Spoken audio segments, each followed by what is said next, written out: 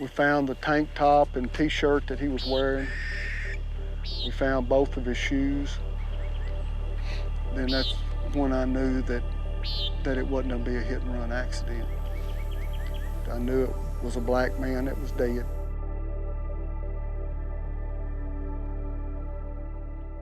I think like a lot of people, I first learned about this murder by watching the news, and I called up Marco Williams, my co-director, and I was like, Marco, we got to go down. This is a great story that's unfolding down there. Whitney and I have known each other for a lot of years. I was living in North Carolina. He called me up. He said there was this murder of Byrd, and what did I think about it? And I basically said it's horrible, but I'm not shocked or surprised.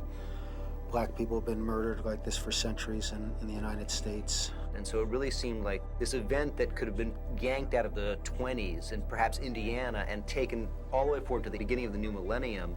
And it really seemed like this very defining event was taking place in America. So I didn't think twice about going down. I felt like it was something that I really wanted to go see. So I went down there the first time really expecting to find a very cliche Southern community, sort of a racist law enforcement community trying to sweep this thing under the rug, and instead found an incredibly complex community trying to come to terms about what it was in Jasper that had allowed this murder to take place. It made sense to both of us to make a film that would look at race relations and make a film together.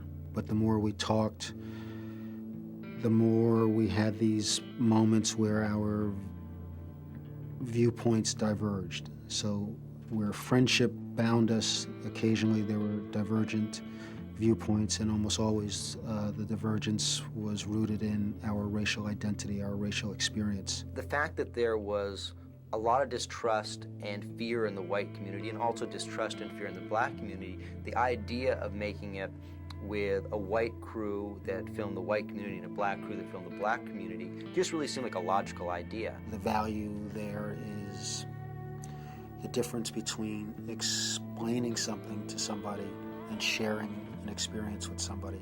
When you talk across a divide, you explain. When you talk among your own, you share. Yeah, man, that's a good hit ball. There's still a problem in this country with the perception of blacks that you and I are not going to be able to just erase because we can't control the heart of somebody else. We can't change a white man's heart. When Walter Diggles speaks to me on the driving range and he says, we can't tell what's in a white person's heart, he could be saying we as black people, but he's looking right at Marco and Jonathan, another black man, and saying, you know, Marco, you know what I'm saying? We can't tell what's in a white person's heart.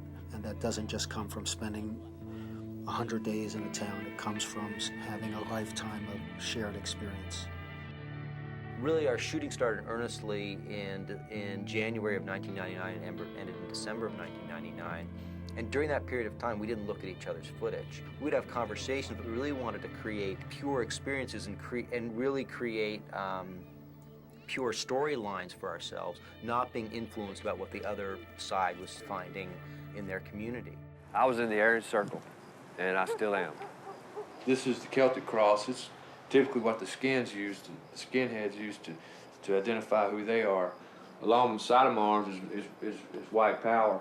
It's what I believe in. White power says everything white pride says, as well as fuck you. Then when we came back from Jasper and started editing, we actually edited independently for 6 months. We then brought a third editor in and we presented the material to each other and then determined how we were going to tell the story. We have to be judicious in the use of the information he provides for information, because I think he is what he is. He is a news reporter, but he's also a part of the white community. Right. To me, it's not news tinged by race. It's just information to drive the story forward. And of the 900 and however many cuts are in that film, we argued over every single one of it. Who starts off this scene? Is it white or black? Who has the last word? Who sets the tone? The blacks look too strong here, the whites look too strong here. Every single scene in that film, every single cut, was argued over and over and over again. Every single argument came down to race. You know, this was the hardest thing I've ever done. Notwithstanding, two directors and then trying to make a film across the racial divide, trying to find understanding, trying all the compromises that actually go into filmmaking. This was the hardest. We were told you can't do it over and over again. You can't do it, it's not going to work, it's not going to be interesting, you're not going to get an audience. If you're willing to work towards some collective goal, black and white in this case, that some understanding can be arrived at, something can be achieved, something can be gained. Both communities really feel they have ownership in it. It's not a black film and it's not a white film.